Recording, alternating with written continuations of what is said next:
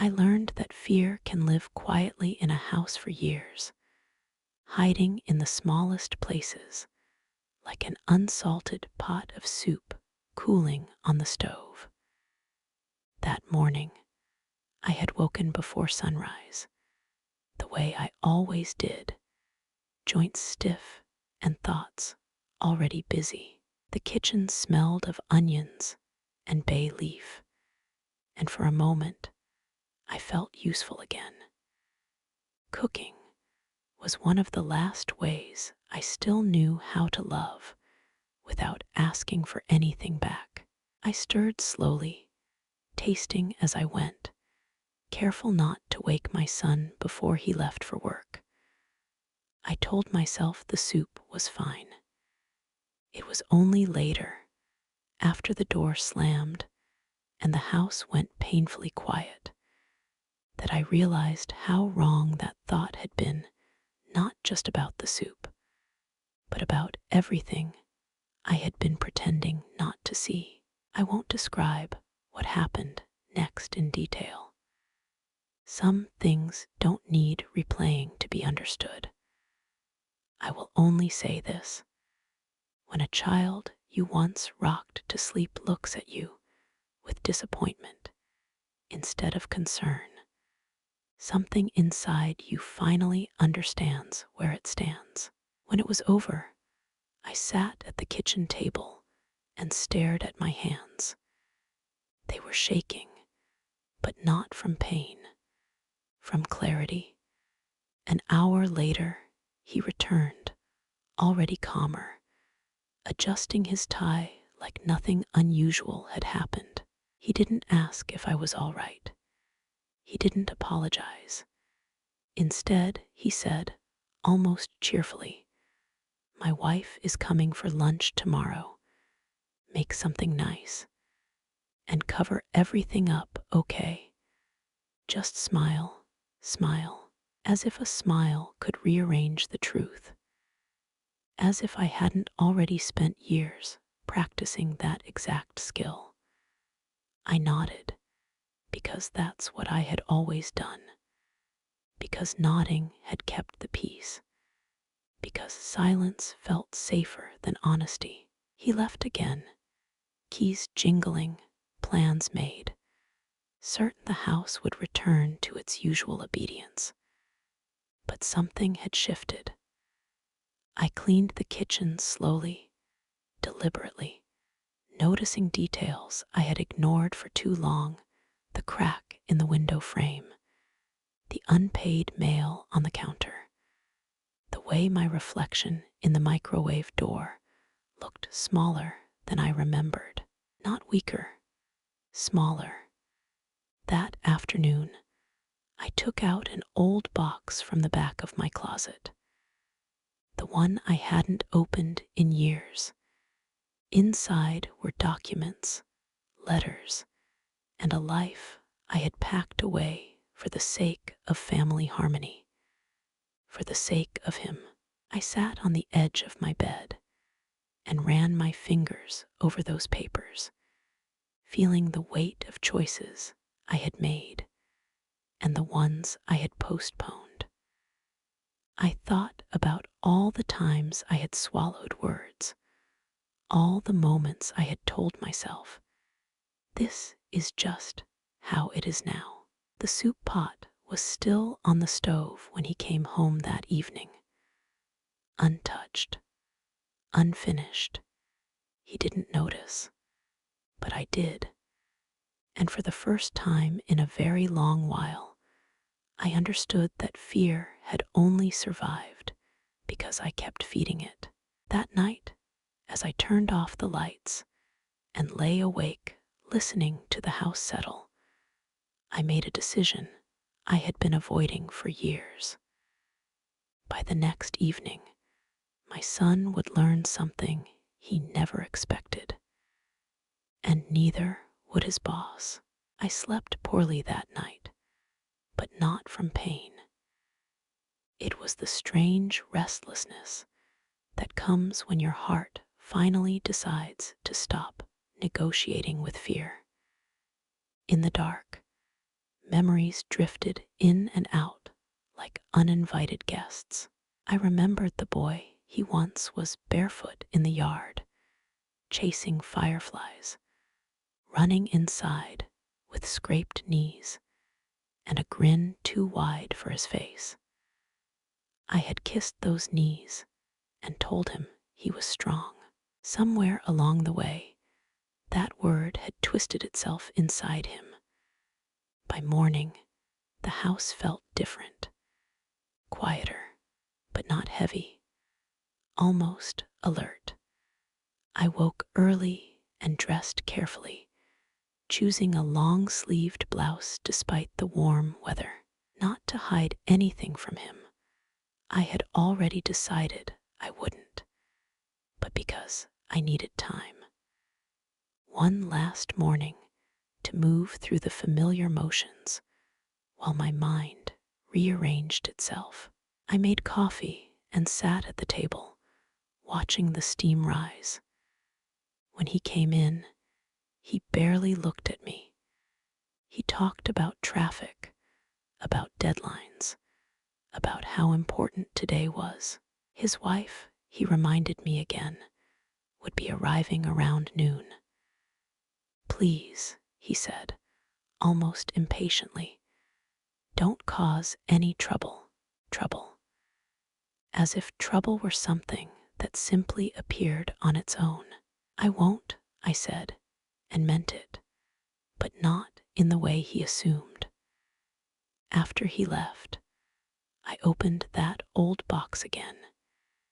Inside were records from a time before this house, before my son's temper defined my days. Papers I had kept just in case, though I never believed I'd actually need them. A resume yellowed at the edges, letters of recommendation, proof of a life where my name meant something. I placed them neatly into a folder. Then I picked up the phone. It rang only twice before someone answered, cheerful and surprised to hear my voice. We hadn't spoken in years. Life had pulled us in different directions. I explained calmly that I needed a favor. Not sympathy, not rescue, just a meeting. There was a pause, then a soft, serious, of course. I hung up and felt my hands steady. By late morning, I had cleaned the house not frantically, not apologetically, but with intention. I set the table properly. I reheated the soup and added salt, tasting it carefully. Not because I wanted his approval, but because I wanted the meal to be done right. For me, when my daughter-in-law arrived, she smiled too brightly, her eyes scanning the room like she was searching for something out of place. I noticed how quickly her gaze slid away from my face. People are good at looking without seeing. Lunch passed politely. He joked. She laughed. I spoke when spoken to. I watched them both, noting the ease with which he played the role of a respectable man. I wondered how often the world applauded him without ever stepping behind the curtain. After they left, he stood in the doorway and reminded me to rest. No need to worry about dinner, he said. I'll be late, I nodded again. But this time, it wasn't surrender. It was patience. That afternoon, I stepped out of the house and locked the door behind me. I carried my folder under my arm, the weight of it both comforting and terrifying. I didn't know exactly how the next day would unfold, only that it would not unfold quietly. Because once you stop pretending everything is fine, the truth has a way of finding its voice. And tomorrow, my son would hear it just not from me. The building smelled faintly of old paper and polished floors, a scent that brought back a version of myself I hadn't visited in years. As I walked down the hallway, I felt the weight of my age in my knees, but not in my spine. I stood straighter than I had in a long time, my steps slow but deliberate. People passed me without a second glance, and I was grateful for that. Invisibility, I had learned, can be a kind of armor until the moment you choose to step out of it.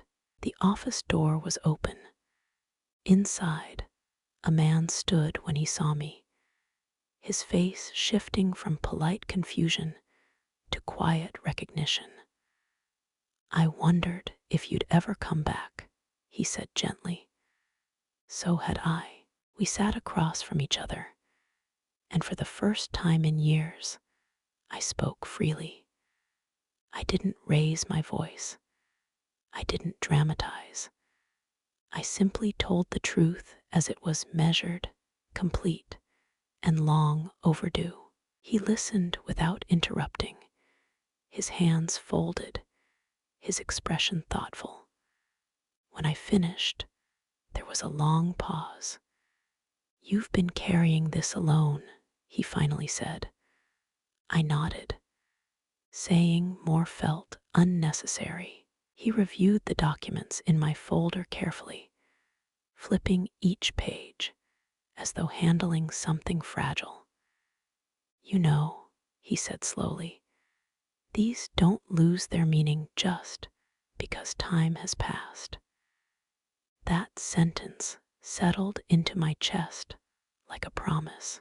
We talked logistics, next steps, options I hadn't allowed myself to imagine because imagining them once felt disloyal.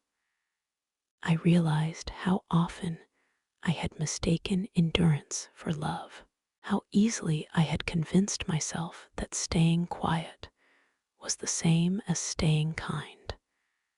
When the meeting ended, he walked me to the door. "You're doing the right thing," he said, not as encouragement, but as fact. Outside, the afternoon sun felt warmer than I expected. I sat on a bench for a moment, watching people hurry past, each of them wrapped in their own invisible stories. I wondered how many of them were swallowing words just to keep their lives intact. That evening, my son came home later than usual.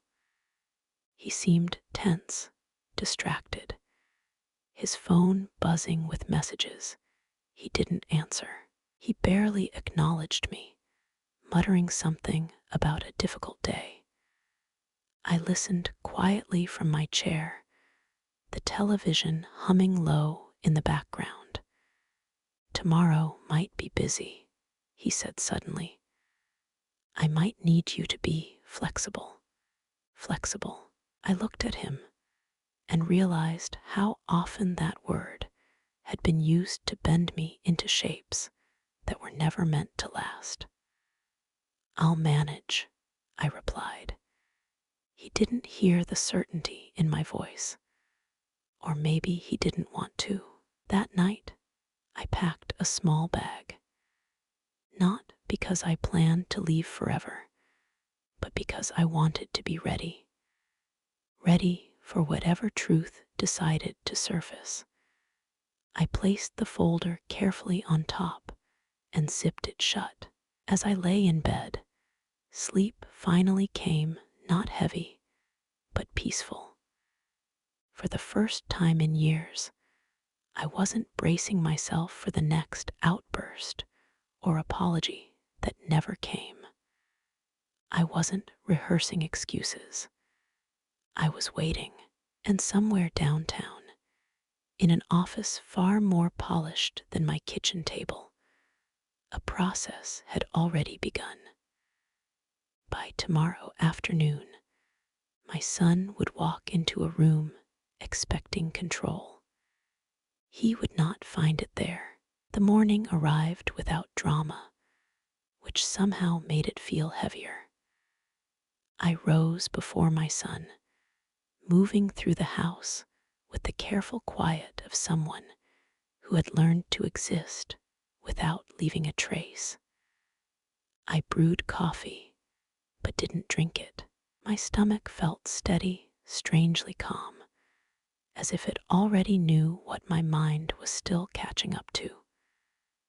When he finally came into the kitchen, he was dressed sharply, phone pressed to his ear, voice clipped and confident. He spoke the language of authority, easily, deadlines, meetings, decisions. He nodded at me once, distracted. "I've got an important meeting today," he said, after hanging up. "Don't wait up." I met his eyes for a brief moment.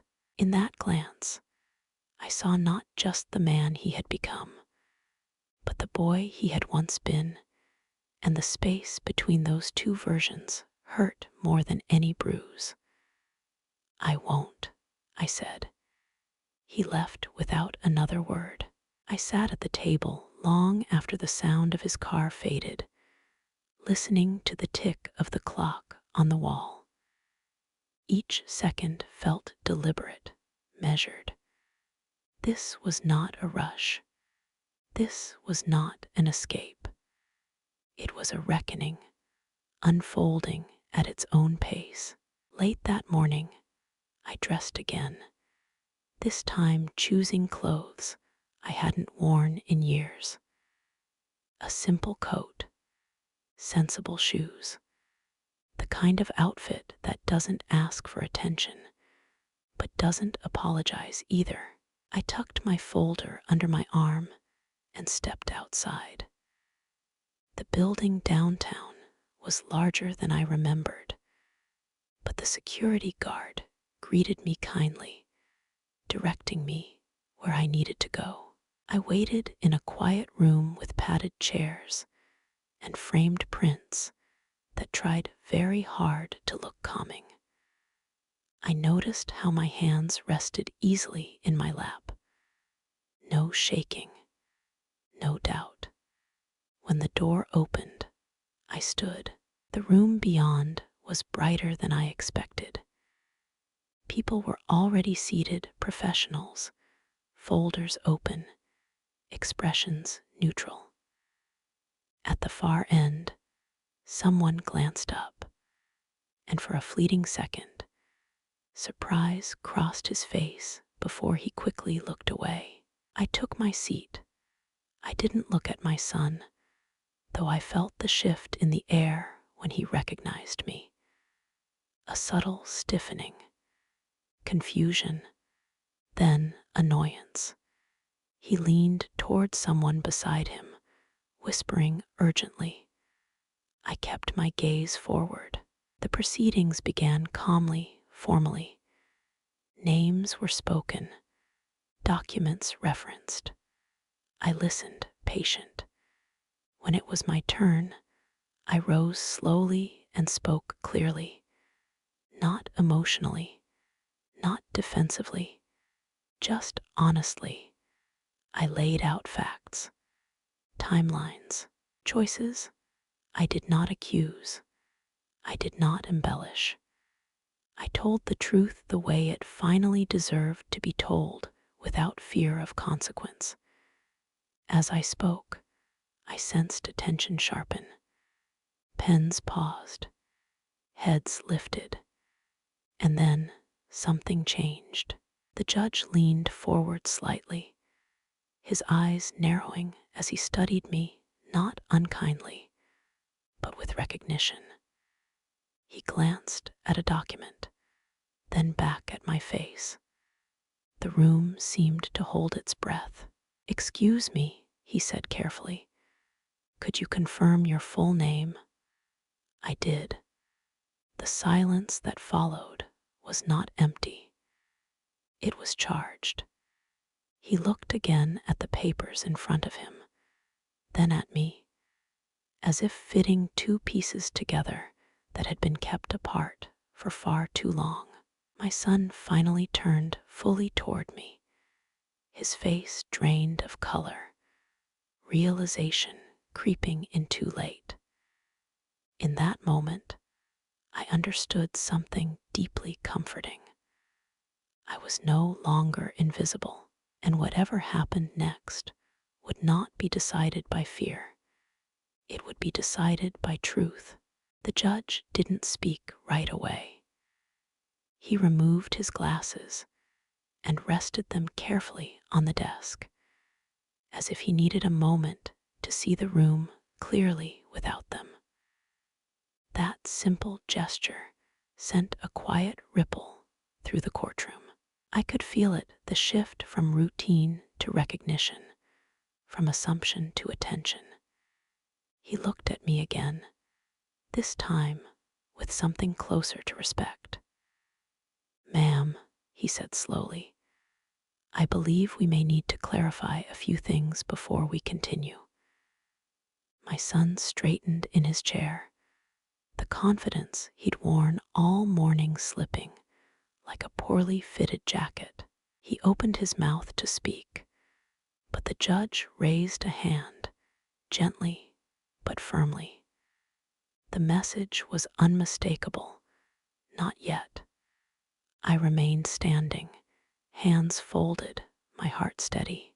I thought of all the times I had swallowed words to keep peace, all the years I had told myself that staying quiet was the same as being loving. Standing there now, I realized how small those sacrifices had made me feel and how unnecessary they had been. The judge addressed the room. "There are documents here that suggest a professional relationship that predates this matter by quite some time." He glanced at me again. "Is that correct?" "Yes," I replied. My voice didn't waver, though it's been many years. My son shifted, his eyes darting from me to the judge and back again. I didn't look at him. I didn't need to. I had spent too long measuring myself against his reactions. The judge nodded slowly. "And during that time, you held a position of responsibility." "I did." Another pause, longer this time. A murmur traveled quietly across the room, not loud enough to be disruptive, but impossible to ignore. People were beginning to reframe the story they thought they were watching. I could almost hear the mental adjustments happening, new possibilities replacing old assumptions. My son finally found his voice. "Your Honor," he began, forcing a laugh that didn't quite land. "I'm not sure how any of this is relevant." The judge turned his gaze toward him, calm but piercing. "Relevance," he said, "often becomes clearer once all the context is on the table." He returned his attention to me. "Would you be willing to explain why you came forward now?" I inhaled slowly. "Because I spent a long time believing silence was my responsibility," I said. "And I realized recently that it wasn't protecting anyone. It was only hiding the truth."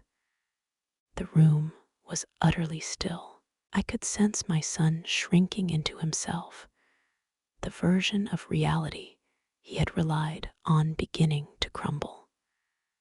For the first time, he was not the one setting the narrative. The judge closed the folder in front of him. "Thank you," he said. "That will be all for the moment."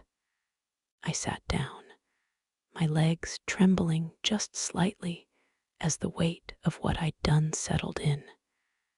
Not fear, release. As proceedings paused, I finally allowed myself a glance at my son. He stared straight ahead, jaw tight, hands clenched, the consequences of years of certainty pressing in from all sides. I didn't feel triumph. I felt clarity, because this wasn't about revenge or exposure. It was about balance, about truth finally stepping into the light after being kept in the shadows for far too long. And as the judge prepared to continue, I understood something my younger self had never been taught. You don't need to raise your voice to be heard. Sometimes all it takes is standing up. The recess was brief, but it felt like an entire lifetime unfolded in those few minutes. People stood, whispered, shifted papers. The courtroom lost its formal stiffness, replaced by a low, uncertain hum. I stayed seated, hands folded in my lap, eyes forward. I had no need to explain myself to anyone else. Not now, not anymore. My son stepped outside with his lawyer, his voice sharp and hurried. The confidence he once wore now cracked with urgency. I watched his back as he left the room and felt a quiet ache settle in my chest. Not guilt, grief. Grief for the child I had raised and the man he had chosen to become. When the judge returned, the room snapped back into order. He cleared his throat and addressed my son directly. "Before we proceed further," he said, "there are matters raised today that cannot be ignored. They go beyond the surface of this case." My son nodded stiffly, forcing a composed expression. "Of course, Your Honor." The judge turned a page in the file. "It appears," he continued, "that for several years you benefited from circumstances that were not fully disclosed, circumstances involving the woman seated behind you." I felt eyes turn toward me again. This time, they weren't dismissive or curious. They were attentive. My son's lawyer spoke next, carefully, choosing each word like stepping on thin ice. "Your Honor, we would request time to review." "That won't be necessary," the judge said calmly. "The records are quite clear." He looked at me. "You made significant personal and professional sacrifices during that period, did you not?" "Yes," I answered simply. "And you did so without seeking recognition." I paused, then nodded. "I believed it was my role." The judge leaned back slightly. "Many people do," he said quietly, "until they realize the cost." Something softened in his expression then, not pity, but understanding. He turned back to my son. "The court takes allegations seriously, but it also takes patterns seriously. And today, a pattern has been brought to light." My son swallowed hard. His hands were trembling now. He tried to hide it by clasping them together, but I noticed. A mother always notices. I felt no satisfaction in his discomfort, only a heavy sense of finality. This was no longer a story he could control with charm or authority. The judge concluded, "We will adjourn for today. Further review is required." The gavel struck once, just once. As people began to rise, my son remained seated, staring at the table in front of him. I stood slowly, steadying myself on the chair. When I passed by him, he looked up at me, eyes filled with something I hadn't seen before. Uncertainty. I didn't stop. I didn't speak. Some lessons cannot be taught with words. Outside, the air felt cooler, fresher. I took a deep breath and realized my shoulders were no longer hunched. Years of quiet endurance had finally loosened their grip. This wasn't the end, but it was the moment everything changed. And for the first time in decades, I walked forward knowing the truth was no longer behind me. It was finally leading the way. I didn't go home after the courthouse. Instead, I walked for a while, letting the city carry me without direction. The sidewalks were busy, full of people rushing toward their own deadlines and distractions. None of them knew what had just shifted inside me, and I found comfort in that. The world didn't need to pause for my awakening. It only needed to let me pass through it, honestly. I stopped at a small cafe I used to visit years ago, back when my days belonged to me. The bell above the door chimed softly as I stepped inside, and for a moment, it felt like slipping into a memory that hadn't yet faded. I ordered tea and sat by the window, watching steam curl upward from the cup like a quiet exhale. That's when my phone buzzed. His name appeared on the screen.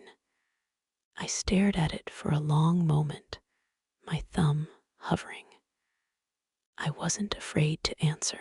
I just wasn't sure it was time. Eventually, the phone went silent on its own. I felt no urgency to call back. For years, I had been available on demand, ready to fix, soothe, absorb. Now, for the first time, I was choosing stillness. When I finally returned home, the house felt unfamiliar, as though it had shifted while I was gone. I noticed things I hadn't allowed myself to notice before. The way the furniture had been arranged around his comfort, not mine. The quiet corners where my presence seemed to shrink rather than expand. I sat at the kitchen table and opened the small bag I had packed the night before. Inside was a letter I had written weeks ago, long before I knew I would need it. Back then, writing it had felt like a fantasy, words addressed to a future version of myself who might one day be brave enough to read them. I unfolded the paper carefully. In it, I had written reminders, not accusations, not apologies, just truths, that my worth had never been conditional, that love did not require bruises or silence, that staying did not make me noble, it only made me smaller. I folded the letter and placed it back in the bag. That evening, my son came home later than usual, the house filled with his restless energy, doors opening and closing a little too hard. He avoided my gaze, pacing the living room, phone in hand. "They're reviewing things," he said finally, as if the words themselves offended him. This didn't need to happen. I looked at him calmly. It already had. He opened his mouth to argue, then stopped. There was nothing left to deny. The world he had built on assumptions had cracked, and no amount of anger could seal it again. "I need some space," I added gently, He froze. "What do you mean?" "I mean," I said, standing, "that I won't be living like this anymore." He stared at me, stunned, not because I was leaving, but because I was choosing myself. That night, I slept peacefully, not because everything was resolved, but because, for once, I wasn't carrying the weight of someone else's denial. And tomorrow, I would take the next step, not away from him, toward myself. The next morning, I woke with an unfamiliar feeling, lightness. Not the careless kind, but the kind that comes after a long storm has finally passed.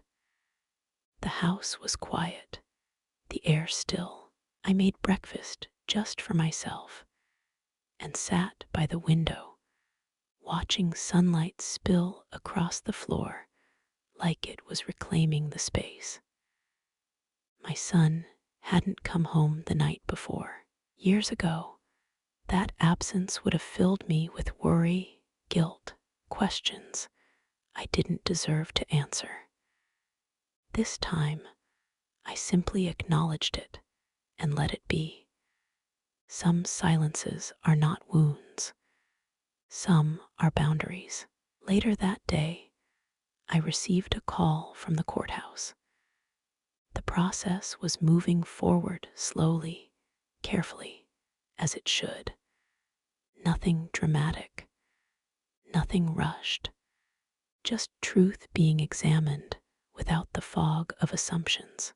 After the call, I took a long walk through the neighborhood. Neighbors smiled and waved, unaware that I was quietly relearning how to occupy my own life. I passed the park where I used to bring my son when he was small, his hand warm in mine, his laughter unburdened. I paused there, not in sorrow, but in gratitude. Love had existed. That mattered. When I returned home, there was a note on the table. I recognized his handwriting immediately, sharp, hurried, uncertain. It wasn't an apology. It wasn't an accusation either. It was something else. A question without punctuation. An attempt to understand a version of me he had never bothered to see. I folded the note and placed it in the drawer with my letter, not because I didn't care, but because I didn't need to answer it yet. That evening, I packed again, this time with intention, not running, not hiding, just preparing. I had arranged to stay with a friend for a while, a woman who knew me before motherhood had swallowed my edges. She had welcomed me without questions, as if she understood that this was not a retreat, but a return. Before leaving, I walked through each room slowly. I thanked the space for sheltering me, even when it had also confined me. I touched the door frame, the kitchen counter, the chair where I had spent so many evenings shrinking myself to fit someone else's expectations. I locked the door behind me and felt no regret. As I drove away, my phone rang again. This time I answered. "I don't know who you are anymore," my son said, his voice raw. I held the steering wheel steady. "I do," I replied, "and I'm finally listening to her." He didn't respond. I ended the call gently. That night, in a quiet guest room miles away from the life I had outgrown, I lay awake, thinking not about the past, but about the future. About mornings that belonged to me. About peace that didn't have to be earned. The court would decide its part in time, but my decision had already been made, and for the first time, it felt like enough. There is a strange peace that comes when the hardest decision is already behind you. I felt it the morning the final notice arrived, not with a knock or a dramatic announcement, just a plain envelope slipped under the door, quiet and official. I made tea before opening it. I had learned not to rush moments that carried weight. The court's decision was measured, careful, and fair. It acknowledged patterns, responsibilities, and truths that could no longer be brushed aside or softened by excuses. There were consequences, not cruel ones, but necessary ones, the kind that don't punish so much as correct. I read the pages slowly, then set them down. I didn't cry. That surprised me. What I felt instead was relief, not because my son had been forced to face something uncomfortable, but because I no longer had to. The burden I'd carried for decades, the quiet self-blame, the endless justifying, had finally been lifted.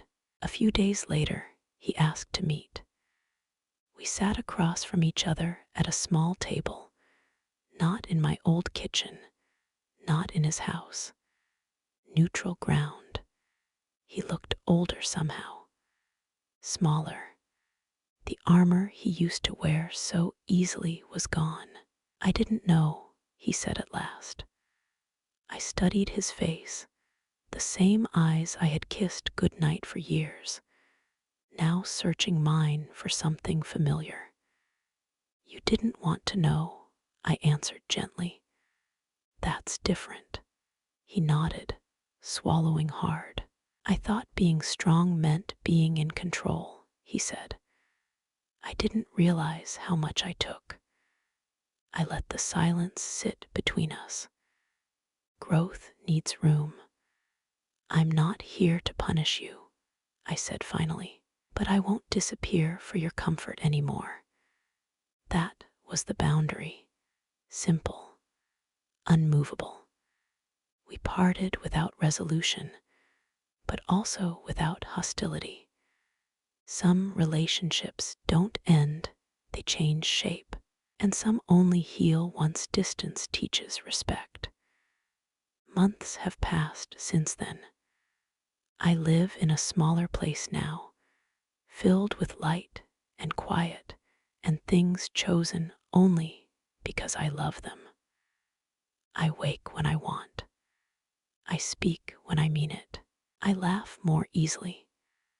My shoulders no longer brace for impact that never should have come. Sometimes people ask if I regret it, if I regret standing up, if I regret letting the truth be seen. I tell them this: love does not require endurance of harm. Family does not excuse silence. And motherhood does not mean erasing yourself. I raised my son with everything I had. That part of my story is finished. This part, the one where I finally belong to myself, is just beginning. If there is one thing I hope you take from my story, it's this: it is never too late to reclaim your dignity. And choosing yourself is not abandonment. It is survival. This was not an ending, it was my return. Thank you for being here and listening. If this story touched you, please tap the like button. It helps more than you know. Subscribe if you'd like to hear more stories like this. And if you feel comfortable, leave a comment telling me where you're listening from or sharing a small part of your own story.